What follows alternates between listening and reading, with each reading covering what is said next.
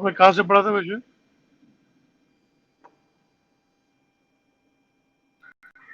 آواز آ رہی ہے میری؟ حکایت نمبر 6 سے پڑھنا ہے۔ حکایت نمبر 6 سے پڑھنی ہے۔ آواز آ رہی ہے میری؟ جی مولانا آ رہی ہے آپ کی آواز۔ چلو شروع کر لیں، ٹھیک۔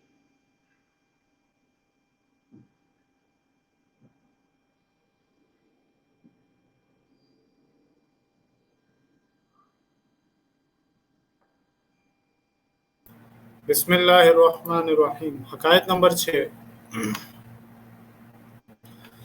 فرمایا کہ حافظ ضامن،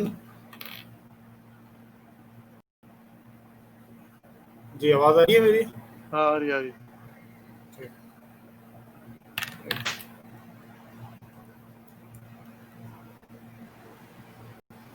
بسم اللہ الرحمن الرحیم۔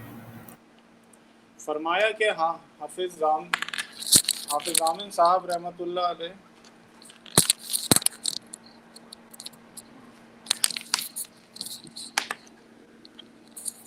حافظ ضامن صاحب رحمۃ اللہ علیہ تعالی کی درخواست پر حضرت میاں جیو قد سرہ نے بیعت سے اول انکار کر دیا تھا، مگر یہ برابر خدمت میں حاضر ہوتے رہتے، اصرار مطلق نہیں کیا۔ جب تقریباً 2-3 مہینے آتے جاتے گزر گئے تو ایک دن حضرت میاں جیو ہیلو جی صاحب بھائی، آپ کی آواز آ رہی ہے؟ آ رہی ہے؟ چلیں۔ تو ایک دن حضرت میاں جیو رحمۃ اللہ نے حافظ صاحب سے پوچھا کہ کیا اب بھی وہی خیال ہے؟ حافظ صاحب رحمۃ اللہ نے عرض کیا کہ میں تو اسی خیال سے حاضر ہوتا ہوں، مگر خلاف ادب ہونے کے سبب اصرار بھی نہیں کرتا۔ اس پر حضرت نے خوش ہو کر فرمایا کہ اچھا، وضو کر کے 2 رکعت نفل پڑھ آؤ۔ پھر حضرت نے سلسلے میں داخل فرما دیا۔ حضرت حافظ صاحب رحمۃ اللہ علیہ کی بیعت کے متعلق تفصیلی مضمون مولانا الحاج علی میاں کے مکتوب میں آ رہا ہے۔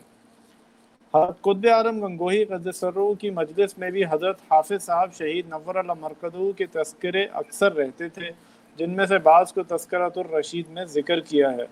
تذکرہ حصہ دوم میں لکھا ہے کہ ایک مرتبہ ارشاد فرمایا کہ حضرت حافظ ضامن صاحب شہید رحمۃ اللہ سپاہی منش اور نہایت خوش مزاج آدمی تھے، مجھ سے کمال الفت کرتے تھے۔ ایک دفعہ جب وہ گنگوہ میں تشریف فرما تھے تو ایک شخص نے ان کی دعوت کی، وہ لکڑہارا تھا، آپ نے قبول فرما لی۔ کچھ دیر بعد حافظ محمد ابراہیم صاحب ڈپٹی کلکٹر مال کے والد نے بھی التجا و ضیافت کی، چنانچہ وہ بھی قبول کر لی۔ ایک شخص نے کہا کہ حضرت وہ پہلا ناراض ہوگا، تو حضرت حافظ صاحب رحمۃ اللہ نے مکہ بنا کر فرمایا کہ ہم اس کا منہ توڑ دیں گے، اور کہا کہ وہ لاوے گا کیا، 5-6 روٹیاں اور پیالہ بھر دال، سو یہ اتنے آدمیوں کو کافی نہ ہوگا، ہم اس کا لایا ہوا بھی رکھ لیں گے اور دوسرے کا لایا ہوا بھی، اور پھر کھاویں گے۔ چنانچہ وہ لکڑہارا آیا تو 5-6 روٹیاں جو کی لایا اور ایک لوٹے میں سیر بھر کے قریب دودھ۔ حضرت حافظ صاحب نے اس کو رکھ لیا اور لکڑہارے کو رخصت کر دیا۔ جب دوسرے شخص بھی کھانا لے آئے تو آپ نے پہلا کھانا بھی نکلوایا اور سب کو ملا کر کھایا۔ حضرت حافظ صاحب نور المرکزہ کی کوئی مفصل سوانح عمری اس نکارہ کی نظر سے نہیں گزری، لیکن متفرق حالات حضرت اقدس گنگوہی رحمۃ اللہ علیہ، حضرت نانوتوی رحمۃ اللہ وغیرہ اکابر کی سوانح میں ملتے ہیں۔ البتہ حضرت حافظ صاحب قدسرو کے خادم خاص اور مجاز حکیم ضیاء الدین صاحب رامپوری نے ایک رسالہ مونس یاراں کے نام سے تحریر فرمایا تھا، جو سنا ہے کہ مکہ مکرمہ کے مدرسہ سولتیہ میں محفوظ ہے۔ اس کے کچھ اقتباسات کچھ حجاج کرام مکہ مکرمہ سے نقل کر کے لاتے رہے اور مختلف رسائل میں طبع ہوتے رہے۔ میری درخواست پر مولانا الحاج ابو الحسن علی میاں نے اپنے ایک خط میں رسالہ تذکرہ دیوبند نومبر 61 ہجری سے نقل کرا کر بھیجے ہیں، جو بعینہ نقل کرتا ہوں۔ وہ تحریر فرماتے ہیں کہ حکیم ضیاء الدین صاحب رامپوری آپ کے اخلاق و عادات کے متعلق مونس یاراں میں لکھتے ہیں، اللہ تعالیٰ نے اس ذات عالی کو کیا بے نظیر پیدا کیا تھا کہ کچھ کہا نہیں جا سکتا، اور بائیں صورت و شان باکمال ایسے ایسے ساختہ اور بے تکلف تھے کہ تصنع کا گمان بھی نہ آتا تھا، اور ظاہر و باطن وہ صاف معاملہ تھا کہ ریا کی بو پاس نہ تھی۔ اور ہر ایک یہ جانتا تھا کہ مجھ سے نہایت محبت رکھتے ہیں۔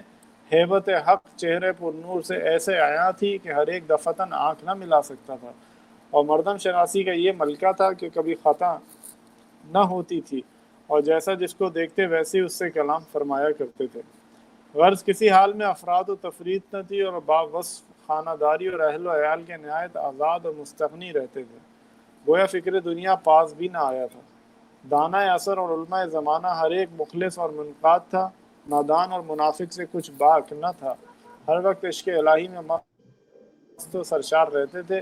دل کی کیفیت چہرے مبارک پر معلوم ہوا کرتی تھی، آنکھیں ہر وقت نم رہتی تھیں، محبت الہی کا صورت شریف پر ہر آن ظہور تھا۔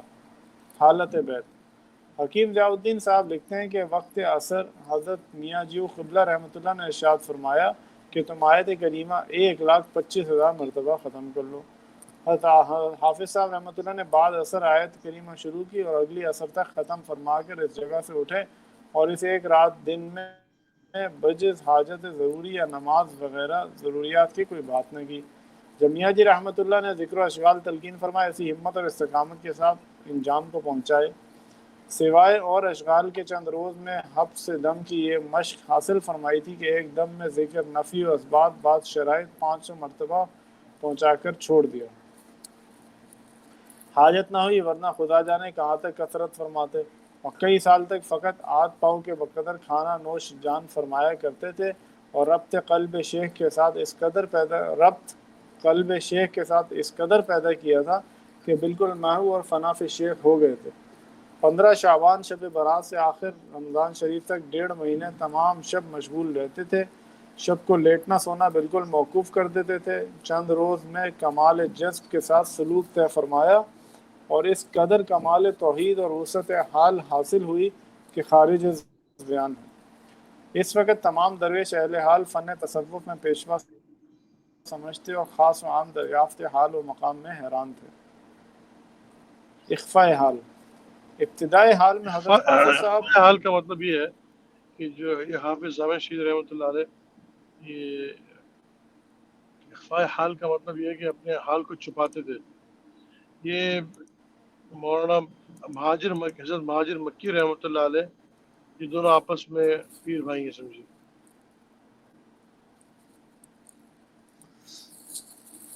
ابتدائی حال میں حضرت حافظ صاحب رحمۃ اللہ کو قمریوں سے شوق تھا۔ ایک روز بعد کھانا کھانے کے ایک روٹی قمریوں کے لیے لائے۔ جس وقت قریب پنجرے کے پہنچے تو ایک قمری نے صدائے حق سرہ سنائی۔ اس صدا کو سنتے ہی آپ بے ہوش ہو کر گر پڑے۔ ناگاہ ایک شخص آ گیا، اس وقت ہوش آ چکا تھا، گھبرا کر کھڑے ہو گئے اور یوں فرمایا، دیکھو اکثر آدمی راہ میں پانی گرا دیتے ہیں، لوگ رپٹ کر گر جاتے ہیں۔ سبحان اللہ، کتنا اخفاء حال تھا کہ حتی المقدور اپنے حال کو باتوں سے چھپا دیا۔ اسی وجہ سے آپ کے اکثر جال اور خرق عادات ظاہر نہ ہوئے۔ اتباع سنت حافظ صاحب رحمۃ اللہ اتباع سنت اور استحصال بدعت میں بہت آگے تھے۔ حکیم صاحب لکھتے ہیں کہ اتباع شریعت یہ کچھ تھا کہ ادنا بدعت بھی جڑ سے اکھاڑ دیا کرتے تھے، اور خود مسائل مختلف فیہا میں احتیاط پر عمل فرمایا کرتے تھے، اور اوامر اور نواہی میں شان فاروقیت کا عروج ہوتا تھا۔ زہد و تقوی پر ایسی کمر چست باندھی تھی کہ جان تک سے دریغ نہ فرمایا۔ اللہ اللہ، کیا اوصاف بیان کروں، مختصر یہ کہ ایک دریائے نور تھا، نور محمدی کا ظہور تھا۔ شوق شہادت کے سال حافظ صاحب اس طرح فرمایا کرتے تھے، دیکھو حوریں پیالے لیے ہوئے مکانوں کی منڈیروں پر کھڑی ہیں، جس کا جی چاہے لے لے۔ حکیم صاحب لکھتے ہیں، ان ایام میں حضرت پیر و مرشد حافظ صاحب ولا محبت الہی میں ایسے مست اور مخمور ہوئے تھے کہ اکثر ذکر شہادت بر زبان تھا اور بہت باتیں اسرار کی کہہ اٹھتے تھے۔ اخفاء حال کا چندہ خیال نہ رہا تھا، اور جو کوئی مستدعی بیت ہوتا تھا برخلاف عادت فوراً بیت کر لیتے تھے۔ حالانکہ اس سے پہلے حافظ صاحب اخفاء حال اور مرید نہ کرنے پر مستقل مزاج نظر آتے تھے۔ سطر حال کا بہت خیال تھا، آزادانہ وضع رکھتے تھے۔ بوسیلہ سفارش حضرت حاجی صاحب سلمہ اللہ تعالیٰ نے مشرف ببیت ہوا۔ اللہ تعالیٰ میں مشرف ببیت ہوا۔ میدان شہادت میں جانے سے پہلے جو زیب و زینت کی اس کا نقشہ حکیم صاحب نے اس طرح کھینچا ہے، جس وقت ارادہ مارکہ کا کیا، غسل فرما کر سب لباس نیا زیب بدن شریف فرمایا، اور یہ لباس بہت روز پیشتر سے رکھ کر چھوڑا تھا، حالانکہ ان کے بعد کے بتائے ہوئے کپڑے استعمال فرمائے، اور وہ لباس اس دن کام آیا۔ نالین شریفین کچھ بوسیدہ نہ تھی مگر وہ بھی نئی منگا کر زیب پاک کی، اور یہاں تلک سامان لباس وغیرہ کا اہتمام کیا تھا، خوشبو ملی اور سرما لگایا، دستار پیشدار سپاہیانہ وضع، شمشیر لے کر شربت دیدار کی تمنا میں علم جوان مردی اٹھا کر مردانہ اور مشتاقانہ برسر مارکہ جام حق تسلیم فرمائی، جیسا کہ کسی نے کہا ہے، درکوے تو عاشقاں چنا جا بد ہند، کانجا ملک الموت نہ گنج ہرگز۔ تاریخ شہادت۔ حکیم صاحب لکھتے ہیں آپ نے 24 محرم الحرام 1274 ہجری کو پیر کے دن ظہر کے وقت شربت شہادت نوش فرمایا۔ حکیم صاحب کے بھائی محمد علاؤالدین صاحب رامپوری نے شہادت، مرشد ہادی تاریخ شہادت نکالی، دوسری تاریخ بیدل صاحب نے نکالی۔ بیدل آ وقت کے حافظ ضامن، رفت و آراست بجنت مسند، شاد رضواں شد و گفت این تاریخ، حافظ مصحف عیز دعا آمد۔ میاں جی عبدالغفور کوئی بزرگ اس وقت ہوں گے، انہوں نے یہ تاریخ نکالی، پورے سب مل کر کہہ بولی واہ واہ، پیر کے دن خلد میں پیر آ گئے، فقط مکتوب الحاج علی میاں۔ تقویم العالم میں 24 محرم 1274 دوشنبہ کے دن 14 ستمبر 57 ہجری ہے، 57 عیسوی ہے۔ رزقنا اللہ شیئا من اتباع۔ علی اچھا یہ جو ہے ایک سیکنڈ،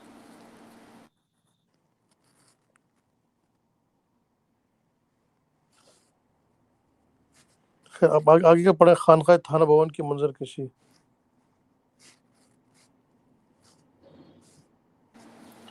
خانقاہ تھانہ بھون کی منظر کشی۔ جب وہ چمنستان اسرار الہی آباد تھا اور نخل مراد پر بار عجب رنگ دروپ رہتا تھا، کہیں درس و علم اور کہیں تعلیم عمل، کبھی وعظ و پند، کبھی زبان بند مشغول با خداوند، کہیں حلقہ توجہ کا، کہیں جلوہ ذکر جہر کا، کسی کو حالت گریہ، کسی کو کہکا، کوئی مست و بے ہوش، کوئی محو و مستغرق، دل دنیا سے فارغ اللہ کا طالب، ہر ایک اپنے حال میں مست۔ ایک چمن رحمت حق تھا کہ ناگاہ برباد ہوا۔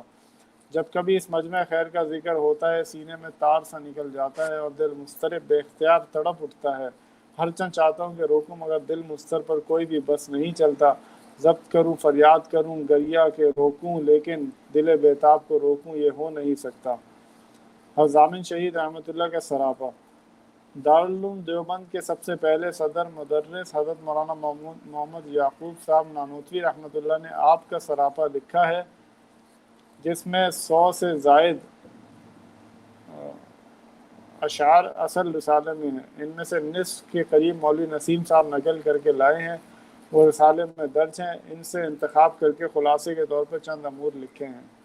حضرت حافظ صاحب بوقت شہادت جوان تھے اور داڑھی کے بال سیاہ تھے، خوش رو باروب گورے چٹے تھے، چیچک کے کچھ داغ آپ کے چہرے پر تھے جو بہت خوشنما معلوم ہوتے تھے، آپ کی آنکھیں باوہ معرفت کے نشے سے مخمور اور سرخ رہتی تھیں، آپ سر کو منڈواتے تھے، گردن بلند تھی، سینے پر سیاہ بال تھے، بھویں آپس میں پیوستہ نہ تھیں بلکہ کشادہ تھی، قد و قامت متوسط نہایت موزوں، چہرے پر تبسم کی کیفیت نمایاں رہتی تھی، فیض صحبت ایسا بے نہایت تھا کہ جب لوگ سامنے بیٹھتے تھے خیال دنیا نہ آتا تھا، عبادت کی طرف رغبت ہوتی تھی۔ خیر و برکت کا یہ مجمع حضرت حاجی صاحب، حضرت حافظ صاحب، مولانا شیخ محمد صاحب وغیرہ قصبہ تھانہ بھون مسجد پیر محمد میں جمع ہو گیا تھا، اور تھوڑے ہی عرصے میں اس قدر تعلیم و تلقین جاری ہوئی کہ عالم میں شہرہ ہو گیا، ہر طرف سے طالب خدا اور درویش وقت رجوع ہونے لگے اور اپنے اپنے حوصلے کے مطابق فیض یاب ہوتے تھے۔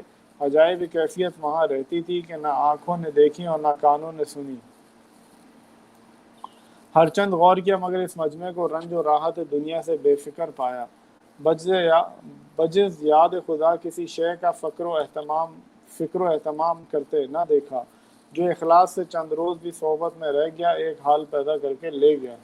سال ہر سال کے عابد و زاہد دیکھے، جو کچھ ان کے قلب میں اکثر ہو جاتا تھا، شہادت موصوفین کی خدمت میں چند روز کے طالبوں کو اس سے بہتر پایا۔ غرض یہ کہ وہاں اول ہی ایک نسبت کا اثر ہو جاتا تھا۔ یعنی ہوتا یہ ہے کہ اصل میں نسبت ہے، علی رضی اللہ نے بھی سیدنا حمزہ یہ فرماتے ہیں کہ جو نسبت کا جو نور ہے بہت قوی ہوتا ہے، نسبت کے ملنے کے ساتھ پھر اپنے اذکار کریں گے تو پھر بہت طاقت ہوتی ہے اس میں، اور بغیر نسبت کے اس میں آپ کو ثواب مل جائے گا، لیکن نور جو ملتا ہے وہ نسبت کی وجہ سے ہی مل سکتا ہے۔ یہ جو شہادت کا ذکر اوپر گزر چکا ہے۔ شہادت کا ذکر اوپر گزر چکا ہے۔ حکیم صاحب کا بیان ہے کہ جس وقت ناش مبارک لینے آئے تھے، جسم شریف سے عطر خس اور گلاب کی خوشبو آتی تھی، اس نالائق حکیم صاحب کا دماغ اس خوشبو سے مشرف اور معطر ہوا، اور جناب حاجی امداد اللہ صاحب نے بھی اس وقت اس کی تصدیق فرمائی۔ حضرت پیر و مرشد نے ہفتے عاشرہ پہلے شہید ہونے سے نالائق کو ایک عنایت نامہ ارقام فرمایا تھا، وہ گرامی نامہ فارسی زبان میں تھا، بیانی ترجمہ اس کا درج کرتا ہوں۔ ایک سیکنڈ،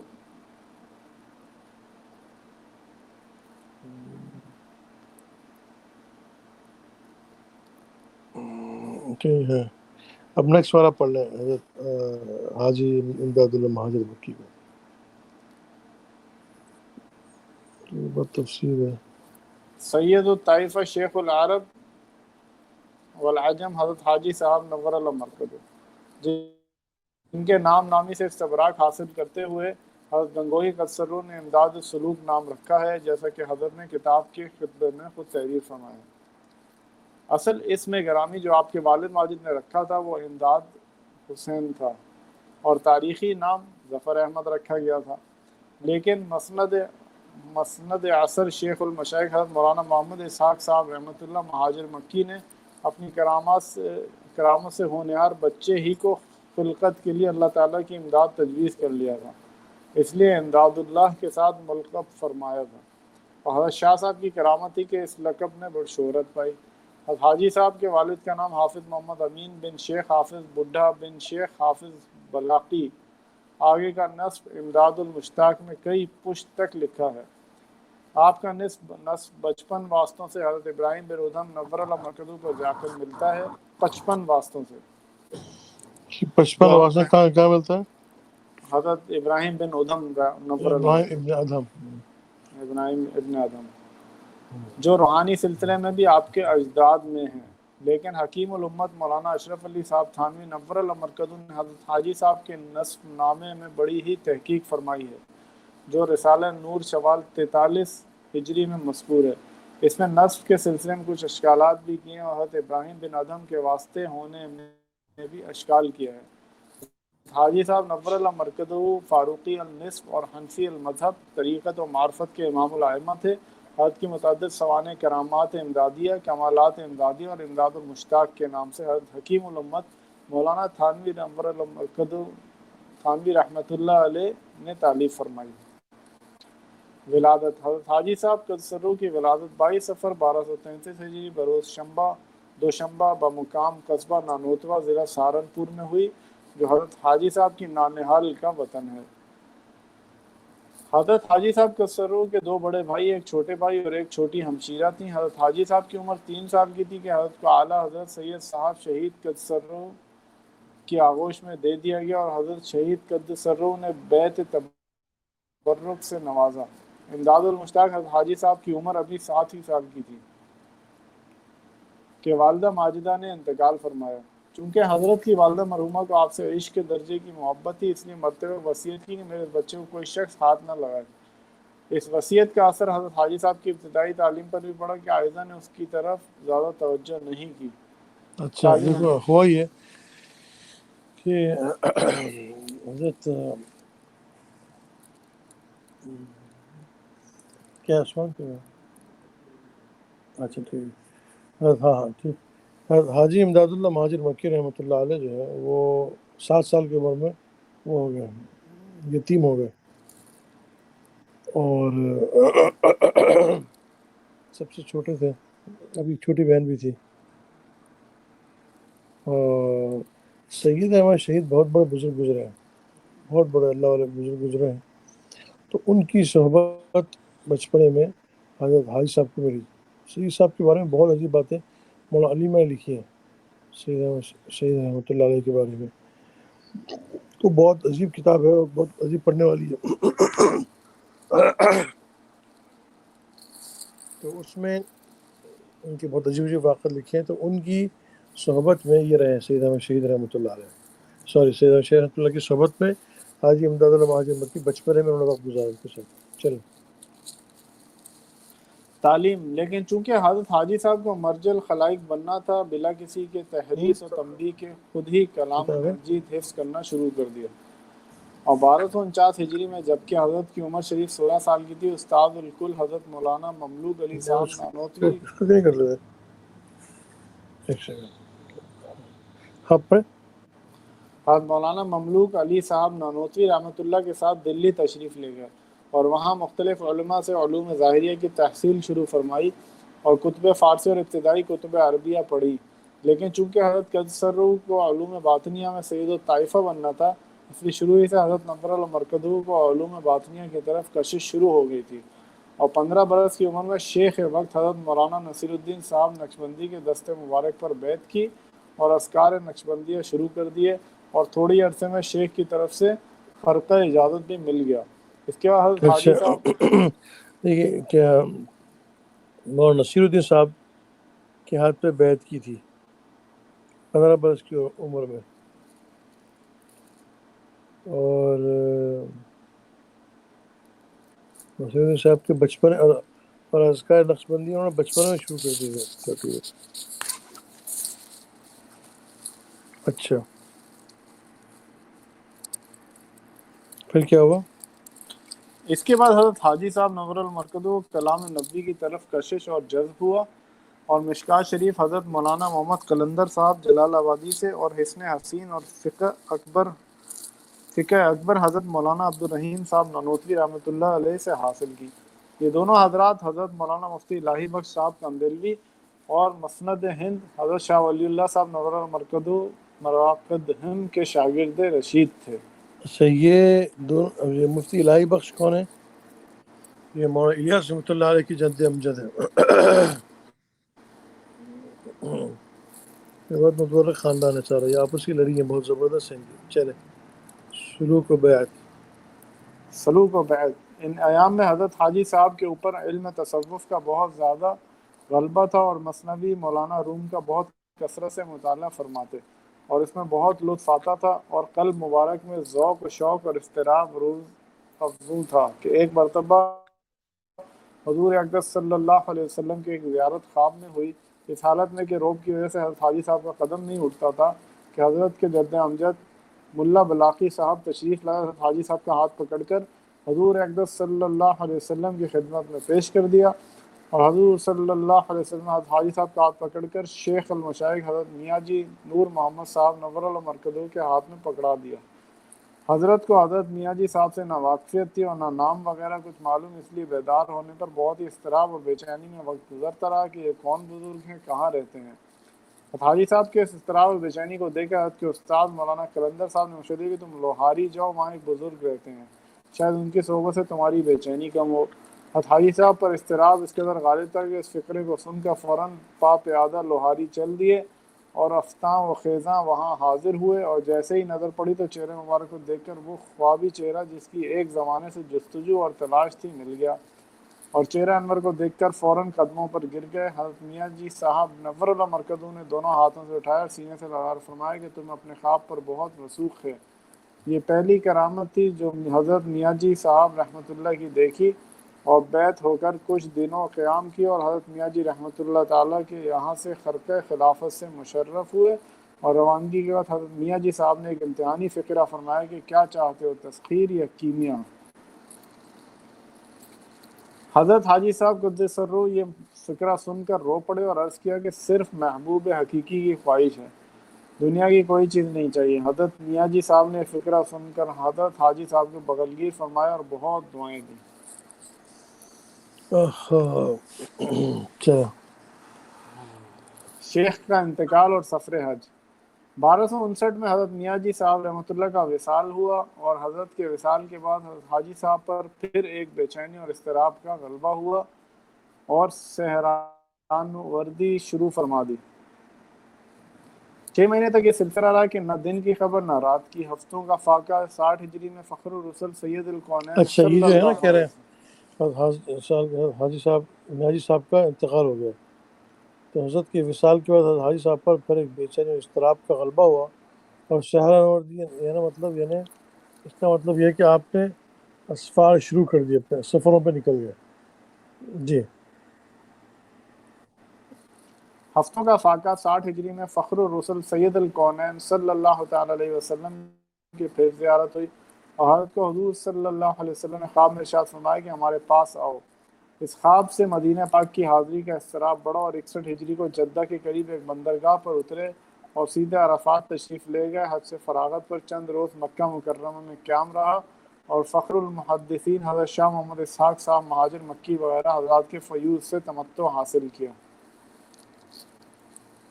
حضرت شاہ صاحب نے چند وصایا بھی فرمائی کہ اپنے کو کم ترین مخلوقات میں سے سمجھنا اور حرام مشتبہ لقمہ سے اعتراض کرنا کہ لقمہ ضرور نقصان پہنچاتا ہے، اور علم تعلم بین اللہ یری کے مراقبے کی نہیں، بھی علم تعلم بأن اللہ یرا، قرآن کی بین آیت اللہ یری ہے. بین اللہ یری کے مراقبے کی بھی تلقین فرمائی. اور یہ بھی ارشاد فرمایا کہ زیارت اقدس سے فراغ کے بعد ہندوستان جانا ضروری ہے، انشاءاللہ پھر انقطاع تعلقات کے بعد دوبارہ آ کر ٹھہرنا. حضرت حاجی صاحب پر وہاں کے قیام کا اشتیاق غالب تھا. حضرت سید قدرت اللہ صاحب بنارسی ثم الملکی نے جو کرامات و خوارق میں بہت مشہور تھے، اپنے چند مریدوں کو حضرت حاجی صاحب کے ساتھ کر دیا کہ ان کو بحفاظت لے جائیں اور ساتھ ہی واپس لائیں. مدینہ پاک کی حاضری پر جو فیوض و برکات حاصل ہوئے ان کی تفصیل تو بہت طویل ہے. ایک مرتبہ روضۃ السن ریاضۃ الجنہ میں نہیں، مراقبے کی حالت روضۃ من ریاض الجنہ، یعنی ریاض الجنہ میں بیٹھے روضۃ مراقبے کی حالت من میں. ریاضۃ الجنہ میں مراقبے کی حالت میں حضرت اقدس صلی اللہ علیہ وسلم کی زیارت ہوئی اور حضور اقدس صلی اللہ علیہ وسلم نے حضرت حاجی صاحب کے سر پر امامہ رکھ دیا. مدینہ کے قیام کے دوران میں حضرت شاہ غلام مرتضیٰ صاحب جنجھانوی ثم المدنی نور المرکزو نے اپنا قیام مدینہ کا اشتیاق ظاہر کیا اور شاہ صاحب نے بھی یہی ارشاد فرمایا کہ ابھی چندے اور صبر کرو تو انشاءاللہ واپسی ہو جائے گی. اس لیے 62 ہجری میں ہندوستان کو واپسی ہوئی تو طالبین کی طرف سے بیعت کا اصرار شروع ہوا اور حضرت حاجی صاحب تواضع اور انکساری سے انکار فرماتے رہے کہ پھر اشارہ غیبی سے بیعت ارشاد شروع ہوئی. علماء کا رجوع. حافظ صاحب السلام علیکم. جی یہ جو امامہ رکھا تھا یہ صحیح میں اوریجنل تھا یا پھر کیا سوال ہے؟ امامہ رکھنے کا جو کہہ رہے ہیں نا، امامہ رکھ دیا سر پہ آپ صلی اللہ علیہ وسلم نے، مطلب یہ واقعی موجود تھا امامہ؟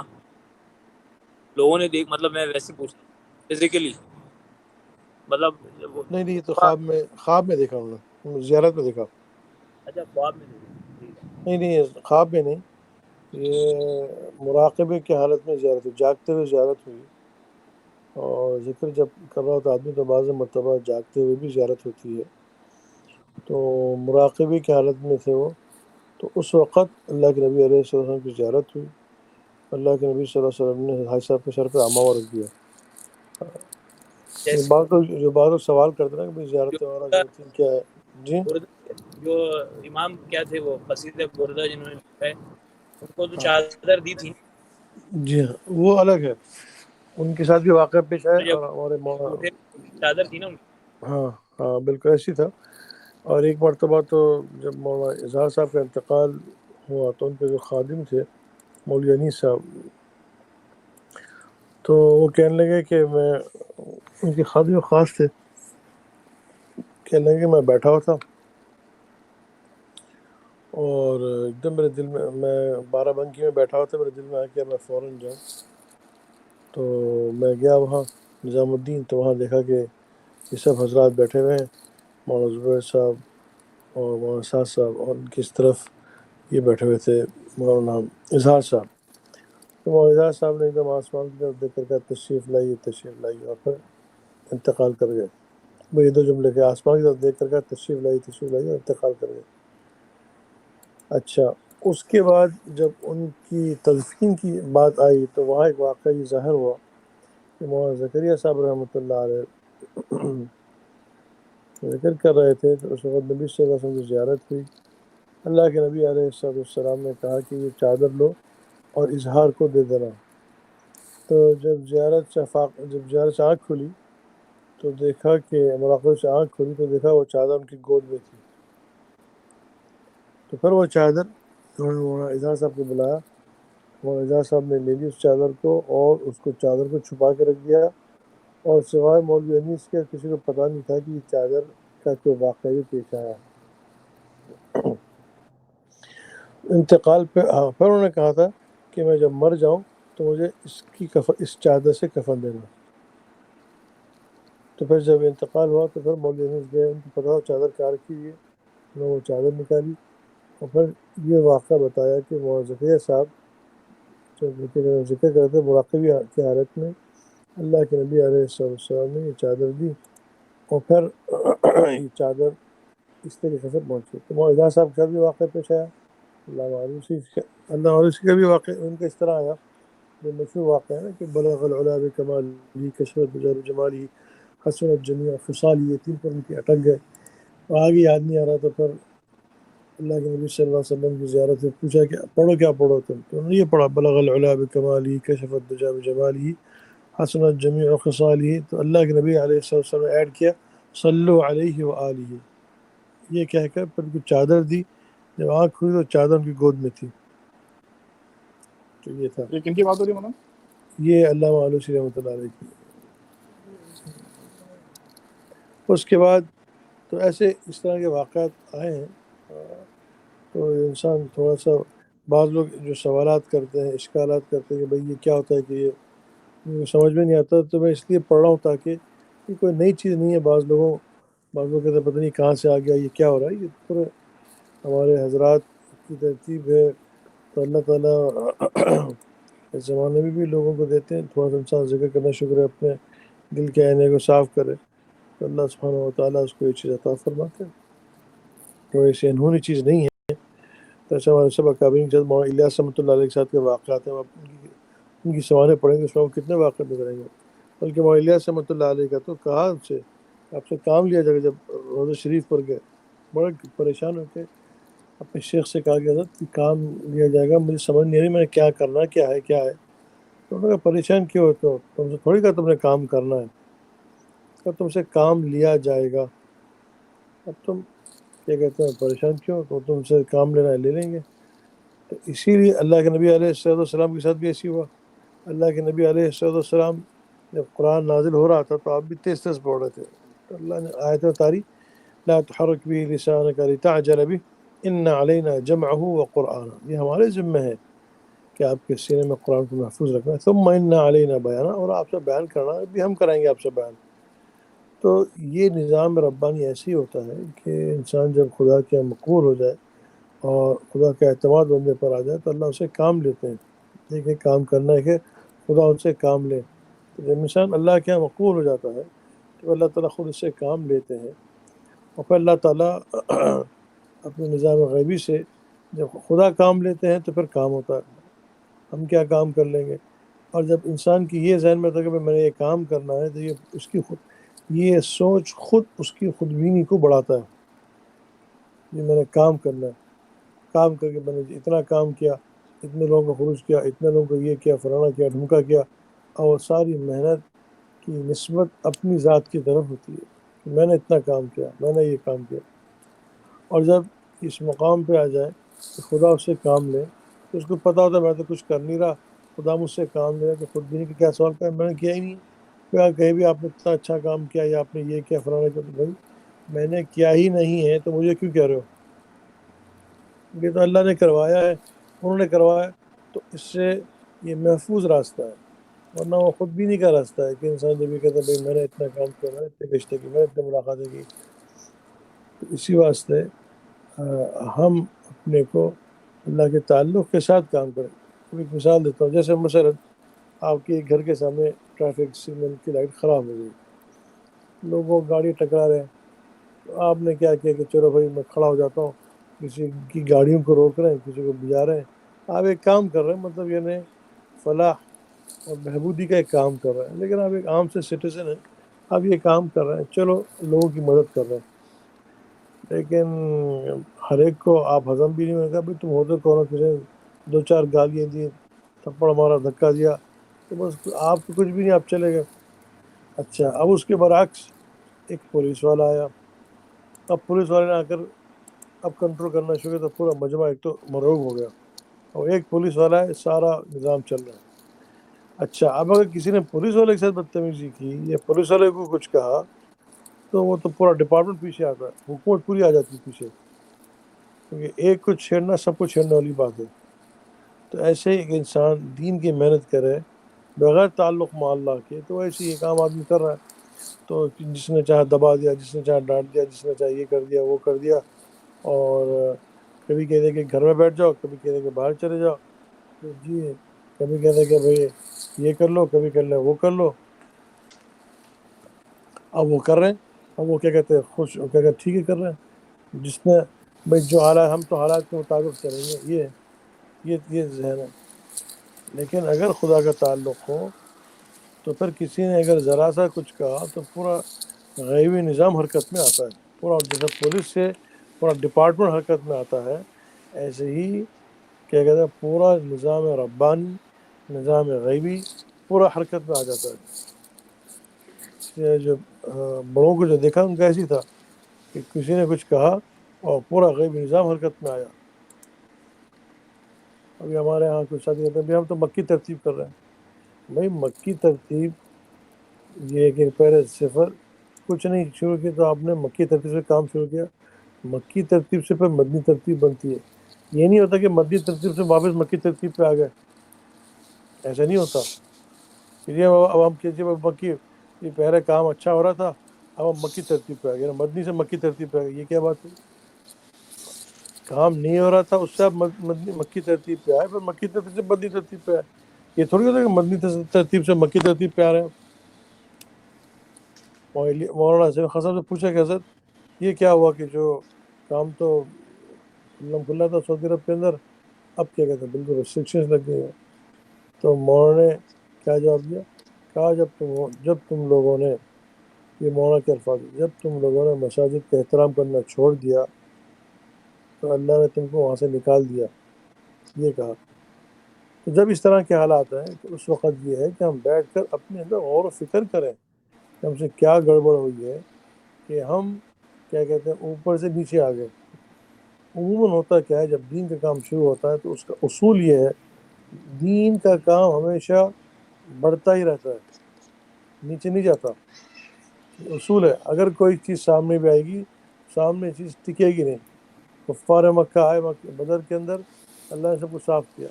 احد میں آئے, سب کو بھگا دیا. خیبر میں آئے, خندق میں آئے, سب کی چھٹی ہو گئی. اور اللہ کے نبی علیہ السلام نے فرمایا, ہاں شروع میں تھوڑے کے لیے حالات آئے, اور پھر اللہ نے فرمایا کہ اب اور آگے بڑھے گا. اور کیا کہتے ہیں, اب کا مدینہ منورہ کو آ نہیں سکتا, بڑھتا رہے. الحق یعلو ولا, حدیث کے الفاظ, الحق یعلو ولا یعلی علیہ, ہمیشہ حق اوپر جائے گا, نیچے نہیں آئے گا. کوئی چیز سامنے آئے گی, ہٹ جائے گی. یہ حق کا مزاج ہے.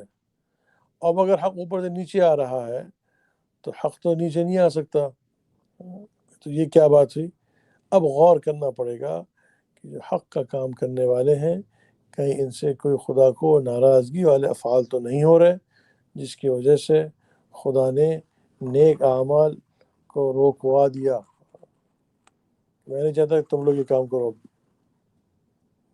یہ اللہ تعالیٰ کا نظام غیبی ہے, کہتے مت کرو ایسا, ہمیں پسند نہیں ہے کہ تم یہ کرو. اب آدمی اس پہ بیٹھ کے, جماعتیں نکل نہیں رہی تھیں, تو حاجی صاحب کیا کہتے ہیں وہ نہیں مل رہے تھے اس کو ویزے. تو حاجی صاحب تو جماعت میں بھی بیٹھا ہوا تھا وہاں, تو رائے بند کے اندر, تو ایک سب بیٹھ کے مشورے چل رہے تھے کہ بھئی ہم ایسے ویزے اپلائی کر لیں, تو چونکہ کتنے ملکوں نے ویزے بند کر دیے فلانا.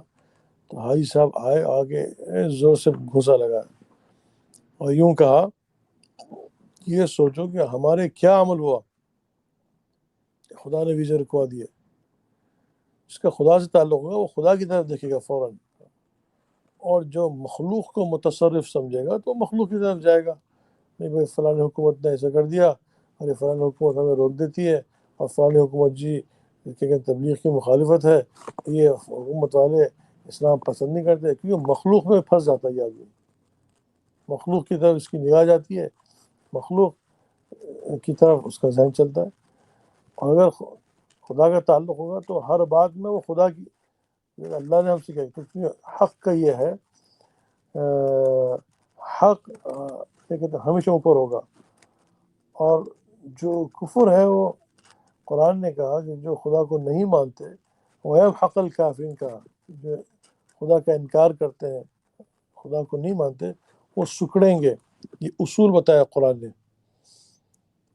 تو حق تو اوپر جاتا ہے. اب اگر کچھ اس میں گڑبڑ ہو رہی ہے تو اب اس میں اب ہمارے مدارس رک گئے، جو ہمارے مساجد، اور یہ کیا کہتے ہیں، تو سوچنا چاہیے کہ کیا ہم، یہ ہمارا ذہن یہ تو آئے کہ خالی کا اب یہ ذہن چل رہا ہے ایسا نہیں تو یوں کر لو. ارے بھائی ذرا غور تو فرمائیے، کہیں کوئی ہم سے گڑبڑ تو نہیں ہو رہی. آپ اس پہ تھوڑا توجہ فرمائیں. اب ہم ابھی آج بیٹھے تھے فجر میں، اب کیا کہتے ہیں جی گشت کرنے سے پہلے اور گشت کرنے کے بعد کیا ہوتا ہے.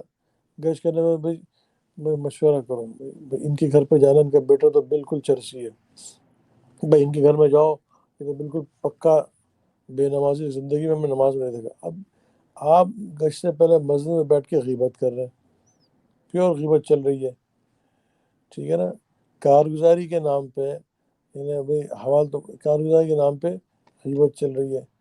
اب گشت کرنے گئے تو خودبینی کے ساتھ گئے اور حقارت کی طرح کہ یہ فاسق فاجر ہے، اور بیٹا اس کا شرابی ہے، اور اس کا بیٹا فلانا کیا ہے. اب اس نیت سے گئے، اس کو جو بھی بات کی، تھوڑے سے تانے وانے مارے اس کو کہ آپ اتنی داڑھی ہو گئی اور آپ کیا کہتے ہیں کچھ کرتے نہیں، فکر نہیں کرتے. اولاد کی دیکھو کتنے بڑے میاں ہو گئے، اپنی اولاد کی فکر نہیں کرتے ہیں. بڑے میاں ہو گئے یہ گھر کے اندر بے پردگی ہوتی ہے، ان کی بیوی ہیں کہ سر دوپٹہ نہیں لیتی، دیکھو کیسا ہے. اب یہ سارا کیا کہتے ہیں اس طرح کی باتیں کی. اب واپس آئے، مسجد میں آئے، اب واپس آ کر کیا کہتے ہیں اب بیٹھے، اب کارگزاری سناؤ جو. اب کارگزاری کے اندر سارا شبہ دیا، ہم فلاں دکان میں گئے، ہم فلاں گھر میں گئے تو اس کی بیوی سامنے آ کے بیٹھ گئی. ایک جگہ اس کی بیوی نے چڈی پہنی ہوئی تھی، پتہ نہیں سب یہ تو میں کوئی بنا نہیں رہا، دیکھتے تھے صبح شام دیکھتے ہیں چیزیں. اب یہ چیزیں، اب ایک مرتبہ مجھے مولانا شیخ خان صاحب رحمۃ اللہ علیہ نے ایک مرتبہ میں کچھ احوال، طالب علم تھا میں، سنا رہا تھا، کچھ سناتے مجھے یاد بھی نہیں ہے میں نے کیا جملہ کہا. اتنی سختی سے مجھے مولانا شیخ خان صاحب نے ڈانٹا ہے کہ خاموش، ایسے چیخ کے کہا کہ مولانا تبلے پتے کمزور، ایسے سختی سے مجھے ڈانٹا، خاموش. میں گھبرا کے، مجھے ابھی تک میری ڈانٹ یاد ہے، اتنی سختی سے ایک جملے میں زبان سے نکلنے پر. جب ہمارے گشت اس طرح کے بن جائیں، کارگزاری کے نام پہ ساری کیا کہتے ہیں غیبتوں کے اڈے بن جائیں، اس کو خدا کی ناراضگی والے اس انداز کے اندر، تو اب کیا ہوگا کہ پھر خدا کی رحمت اور خدا کی مدد کیسے آئے گی. اسی واسطے یہ ضروری ہے. آپ کا کام یہ کہ جہاں بھائی آپ گشت میں چلے ہیں، بھائی فلانے جگہ جا کے دعوت دے کر آئے، اور پوری تفصیل سنا رہے ہیں. ہم بیٹھتے ہیں مشورے کے اندر بھی، اور فلاں کیا ہوا، بھائی ان کے پاس گئے، بھائی وہ تو بیچارہ دنیا کی محبت میں غرق ہے. ایک صاحب کہنے لگے، وہ اس کو ہم نے بات کی ٹس سے وس سے، وہ تو بالکل اس کو تو دنیا نے پکڑ کے رکھا ہوا ہے، جکڑ کے رکھا ہوا، وہ کہاں سے نکلے گا. وہ تو بالکل کیا کہتے ہیں اسی پتہ ہے، بہت کچھ کہتے رہتے ہیں. تو سننے والے بھی سن رہے ہیں اور کیا کہتے ہیں بولنے والے بھی بول رہے ہیں. تو جب یہ ہوگا تو پھر اللہ کی مدد کیسے نور آئے گا وہاں، کیسے خدا کی مدد آئے گی، کیسے. پھر اللہ تعالیٰ نے ہمیں بہت ڈھیل دی اتنا عرصے تک. اس وقت بھی موقع ہے کہ ہم اس وقت بھی موقع ہے کہ انسان توبہ کر لے، اللہ تعالیٰ سے رجوع کرے کہ، اور جو ہمیں تو بہت ساری یہ بیٹھے اس وقت بھی ابھی کیا کہتے ہیں ہمیں اندازہ نہیں ہے، یعنی کیا کہتے ہیں کیونکہ وہ الفاظ ہم نے دے دیے نا، اس لیے اپنی جو ہماری جو کیا کہتے ہیں جو یعنی ہمارے جو وفاداری ہے وہ اللہ کے رسول سے ہے. کسی سے اتنی نہیں ہو کہ جس کی وجہ سے ہم خدا کے حکم کو توڑ دیں. یہ کون سی وفاداری ہے؟ جی ہمارا اصول ہے، جی تبلیغ اصول ہے، تو خدا کا حکم توڑ دیں آپ، یہ جائز ہے؟ اور پھر آپ ایکسپیکٹ کریں خدا کی مدد بھی آئے گی؟ کہ ہم حوال سنا رہے ہیں، یہ حوال سنا رہی ہے، خود غیبت کر رہے ہو تم. اب کیا کہتے ہیں گشت سے پہلے بھائی حالات بتاؤ، بھائی غیبت بن گئی، گشت کر کے آئے، اب واپس آنے کے بعد جو احوال بتاؤ، پوری غیبت کا اڈا بن گیا پورا. بھائی اس نے یہ کیا، اس نے یہ کیا، اس نے یہ کیا، اس نے یہ کیا، ہم جگہ سارا. اب ماشاءاللہ جو بیان جس نے کرنا ہے وہ بیان کر رہے ہیں. اب بیان کے اندر بھی پوری مجمع کی ریڑ مار رہے ہیں، پوری قوم کی انسانیت کی، بھائی دیکھو کیا ہو رہا ہے انسانیت میں، امت کے پاس جاؤ تو دیکھو یہ ہو رہا ہے فلانا پورا. حالانکہ اصول یہ بنایا تھا کہ امت کے آپ عیوب نہیں بیان کریں گے. کیوں نہیں بیان کریں گے؟ حضرت عمر رضی اللہ تعالیٰ عنہ کو نبی سے حضرت عمر رضی اللہ عنہ نے بلایا، وہاں سے واک کر کے 2000 میل 2000 میل کلومیٹر جو بھی ہے، حمص سے سیریا سے واک کر کے آئے. تو سیدنا عمر نے فرمایا کہ تمہیں تمہارے ساتھیوں نے ایک گدھا نہیں دیا کہ تم اس پہ بیٹھ کے آتے، تم چل کے آیا پورا؟ کہا جی حضرت. تو کہا ویل لأہل حمص، ارے ان کے لیے خرابی ہو اہل حمص. اتنے جملے پر حضرت عمر نے سیدنا عمر کو ڈانٹا کہ اتق اللہ یا عمر، اے عمر آپ اللہ سے ڈریے. کیا کہہ رہے ہیں آپ کیسے کہہ سکتے مسلمانوں کے بارے میں یہ بات؟ خالی ایک جملے پر ان کو روک دیا. تو عمر رضی اللہ حیران کہ بھئی کیا، یہ تو ہمیں ڈانٹ رہے. تھوڑے پھر گھر میں تشریف لے گئے وہ، تو ایک تھیلی تھی اشرفی کی، اور اشرفی کی تھیلی دی اور کہا کہ جاؤ جا کے عمیر کو دے دو، اور ذرا وہاں ایسی بہانے سے کھڑے رہنا، دیکھنا کرتا کیا ہے. تو وہ گئے اور جا کے تھیلی ان کو دی. تو کہنے لگے ارے کیا ضرورت ہے کہ تھیلی دینے کی، مجھے کسی اور سے کہتے کہ بانٹ دیتے. تو کہا حضرت بانٹنے کے لیے نہیں دیا آپ کو، یہ آپ کی ہے تھیلی پوری اشرفیوں کی، یعنی سونے کے سکے سر، یہ آپ کی ہے. تو کہا کہ اچھا، اور وہ کہا بلاؤ بھائی فلاں کو ایک مٹھی، اس کو ایک مٹھی، اس کو ایک مٹھی، دیتے گئے، بانٹتے گئے بانٹتے گئے بانٹتے گئے. وہ پیچھے سے بیگم صاحبہ کھڑی ہوئی تھیں، وہ بھی اللہ والی، وہ کہنے لگا ارے ہمارے لیے بھی کچھ رکھ لو، مطلب پر جگہ تھیلی ختم ہوتے جا رہی ہے تو کچھ تھیلی کے اندر 2-4 حصے میں باقی پھینک دی ان کی طرف ایسے پیچھے. کہا رکھ لے اپنے پاس، اور کہا جنت کی ہو تیرے سے زیادہ اچھی ہوگی، ایسے تنگ نہیں کرے گی مجھے. اور تھیلی پھینک دی بیوی کی طرف، رکھ لے جو بھی چاہیے اس میں سے. اس نے آ کر قاصد نے آ کے یہ سارا واقعہ سیدنا عمر کو سنایا. عمر رضی اللہ تعالیٰ عنہ نے کہا اچھا، خدا کی شان بھی بات چل رہی تھی، پیچھے خبر ہے کہ سیدنا عمر کا انتقال ہو گیا. سیدنا عمر گئے وہاں، اتنا روئے ہیں کہ ہچکیاں بن گئی آپ کی. اس کے بعد لوگوں سے کہا تمنا کرو. سب نے تو کسی نے کہا کہ ہم چاہتے ہیں کہ ہمیں مال مل جائے تو ہم غریبوں کی مدد کریں، کسی نے کہا ہم یہ کریں، کسی نے کہا ہم وہ کریں. عمر رضی اللہ کہنے لگے کاش کہ مجھے عمر جیسے ساتھی مل جائے تو میں ان کو ایک ایک صوبے کا گورنر بناؤں. ایسے مجھے اللہ والے لوگ چاہیے، ایسے مجھے لوگ کاش کے اور مل جائے. تو جس کے ایک جملے پر انہوں نے سیدنا عمر کو کہہ دیا. تو اس لیے جب ہماری محنت کے اندر کیا کہتے ہیں اخلاص اور للہیت ہوگی، اور خدا کی کوئی حکم ٹوڑے بغیر ہم کریں گے تو اس سے ہمارے اندر نور آئے گا. ورنہ ظلمت آئے گی. خدا کو ناراض کر کے خدا کا حکم پورا نہیں کیا جا سکتا، ورنہ سے ظلمت آئے گی. تو خیر بات اس سے کچھ اور چل رہی تھی، کہیں سے کہیں بات چلی گئی. تو اس لیے گزارش یہ ہے کہ ہمارا یہ وفاداری خدا کے رسول سے ہو، کہ کوئی خدا کی حکم کے خلاف کوئی کچھ بولے. اور باقی رہی ہے زیارت وغیرہ، تو یہاں بعض لوگ کہتے ہیں بھائی کیا ہو رہا ہے، تو بھائی یہ ہمارے حضرات کے ساتھ بڑوں کے ساتھ بھی ہوتی تھی، تو ان کے اوپر تو لوگ خاموشی سن رہے تھے، کسی اور کو ہو جائے تو پھر ان کو بڑی پریشانی آ جاتی ہے ہو کیا رہا ہے. تو اینی وے بات دراصل یہ ہے کہ یہ اللہ کے جو انسان خدا کی طرف چلتا ہے تو خدا اس کی اپنے انعامات اور اپنے اسرار اور اپنے خاص نعمتیں بندے پہ اتارتے ہیں. اور یہ جو بھی اتارتے ہیں ہم اس کو یہ نہ سمجھیں کہ یہ میری بزرگی کا نتیجہ ہے، یہ اس کو ہم اپنے شیخ کی طرف نسبت کریں کہ بھئی یہ جو ہمارے بڑے ہیں ان کی وجہ سے ہمیں مل رہا ہے. جو ہمارے بڑے ہیں، ہمارے آپ کی جو کیا کہتے ہیں وجدی شاہ صاحب وغیرہ جو حضرات ہیں جو بڑے ہیں، تو ان حضرات کی توجہات پہ ہمیں مل رہا ہے. یہ تھوڑی کہ ہمارے اندر اتنی بزرگی آ گئی کہ ہم پہلے بھی تو ہم تھے، ہمیں پہلے کیوں نہیں ہوتا تھا. تو اسی واسطے شیطان ہمیں دھوکے میں نہ ڈالے کہ ہم کچھ بزرگ بن گئے یا ہم کچھ بن گئے. کیونکہ اگر یہ خیال بھی آ گیا، اگر خیال آ گیا تو اس کا مطلب ہے کہ اندر گندگی ہے. اگر انسان کو اپنی اچھائی کے بارے میں خیال بھی آ جائے، خیال آنا خود یہ علامت ہے کہ اس کے اندر، اب ایک آدمی نشے کے اندر ہے، ایک آدمی سو رہا ہے، یا ایک آدمی نشے کے اندر ہے، اب اس کے اندر کسی نے پوچھا، آپ ایک آدمی سو رہا تھا تو پوچھا کہ آپ آرام فرما رہے ہیں یا جاگ رہے ہیں؟ تو کمبخت نظر نہیں آتا میں کتنی گہری نیند میں ہوں. تو آپ بتائیے کیا گہری نیند میں ہے؟ جس کو احساس ہے کہ میں گہری نیند میں ہوں وہ نہیں سو رہا. جس کو ایسے ہی جس کو احساس ہے کہ میں دیندار ہوں وہ دیندار نہیں ہے. جیسے سونے والے سے اگر آپ پوچھیں کہ بھئی آپ حضرت آرام فرما رہے ہیں جاگ رہے ہیں، تو وہ تو کہہ رہا ہے کہ بھئی میں تو زبردست نیند کے اندر ہوں، خراٹے مار رہا ہوں، آپ خراٹے سنے نہیں میرے. تو اس کا مطلب یہ ہے کہ حضرت اگر آپ نیند میں ہوتے تو جواب نہیں دیتے، آپ کو اس کا احساس ہی نہیں ہوتا. آپ کو احساس ہے کہ آپ نیند میں ہیں تو اس کا مطلب یہ ہے کہ آپ نیند میں نہیں ہیں. ایسے جس کو یہ احساس ہو کہ میں دیندار ہوں تو وہ اب دینداری میں نہیں ہے. جس کے اندر خدا کا تعلق ہوگا اس کو اپنی ذات سے ہوش ہی نہیں ہوگا، نہ اس کو لوگوں کا ہوش ہوگا نہ اپنا ہوش ہوگا. یہ ہے اصل. اللہ ہم سب کو عمل کی توفیق نصیب فرمائے. کہاں تک پڑھا تھا ہم نے شعیب؟ یہ شیخ کا انتقال مولانا الیاس رحمۃ اللہ کے بارے میں صفحہ نمبر 40 سے سٹارٹ کریں گے، علماء کا رجوع. یہ ہم نے پڑھ لیا پورا شیخ کا انتقال سفر ہے. جی یہ پڑھ لیا تھا نا؟ جی مولانا پڑھ لیا. ہاں علماء چلو کا ٹھیک ہے، رجوع سے سٹارٹ ہوگا انشاءاللہ.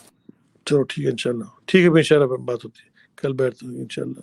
سبحان اللہ بحمدہ، سبحانک اللہم وبحمدک، نشہد ان لا الہ الا انت، نستغفرک ونتوب الیک. وصلی اللہ سیدنا محمد وعلی آلہ وصحبہ اجمعین برحمتک یا ارحم الراحمین.